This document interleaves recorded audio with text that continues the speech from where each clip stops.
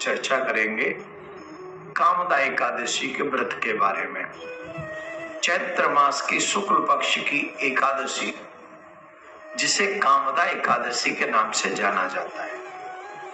धर्मराज ने जब भगवान श्री कृष्ण से पूछा तो भगवान श्री कृष्ण ने कहा, ये वृतांत पूर्व में हुआ है।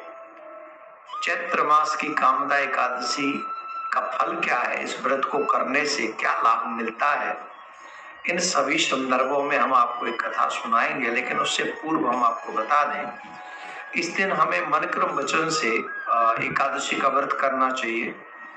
और आज के दिन लक्ष्मी जी की भी विशेष पूजा करें, क्योंकि लक्ष्मी नारायण की पूजा तो होती ही है, और लक्ष्मी जी की पूजा करेंगे तो भी इसका बहुत बड़ा फल है। कामदा एकादशी से कहते हैं, इससे प्रत्येक मनोकामना पूर्ण होती है, बड़े बड़े पाप जलकर भस्म हो जाते हैं।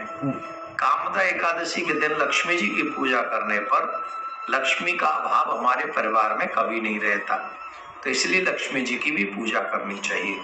पूर्व काल में एक कथा ऐसी आती है, गंधर्व राजा के यहाँ पर, एक जो राजा थे उनके यहाँ पर एक गंधर्व और एक गंधर्वी रहते थे। मतलब उनका नाम था ललित और ललिता।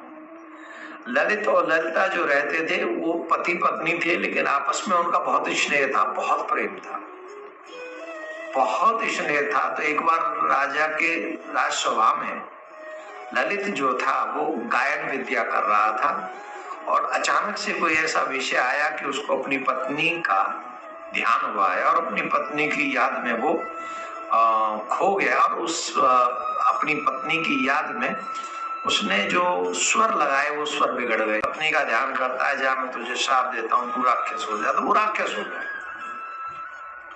उसकी पत्नी को बड़ा कष्ट हुआ और बहुत दुख हुआ। तो उसकी पत्नी ने एक बार श्रृंगी ऋषि से पूछा, तो उन्होंने कहा, चैत्र मास की कामदा एकादशी आने वाली है, अगर तुम व्रत रखोगी और व्रत करके इसका पुण्य इसको दे दोगी तो ये अपने उस राक्षस की योनि से मुक्त हो जाएगा। तो ललिता ने यही किया, और वो उसको अपने पति मिल गए, और उसके पति जो ललित था वो पिशाच योनि से मुक्त हो गया। तो आप ये समझिए, कामदा एकादशी का व्रत करने से उसकी पिशाच योनि, राक्षस योनि मुक्त हो गई। तो हम लोगों के भी अनंत जन्मों के पापों को काटने की क्षमता इस एकादशी के व्रत में है, कामदा एकादशी के व्रत में है।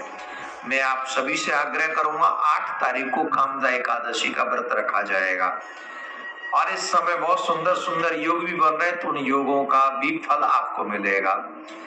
आप लोग 8 तारीख को कामदा एकादशी का पारायण होगा। पारायण का समय 5:55 से आप पारायण कर सकते हैं, 8:55। तो ये 9 तारीख को पारायण का समय रहेगा। भगवान श्री कृष्ण प्रिया कांजू सरकार आपकी प्रत्येक मनोकामना पूर्ण करें, और सच्चे मन से आप एकादशी का व्रत कीजिए, तो आपकी प्रत्येक मनोकामना पूर्ण होगी। ज्यादा से ज्यादा भजन करें, अपने इष्ट का पूजन करें, और अपने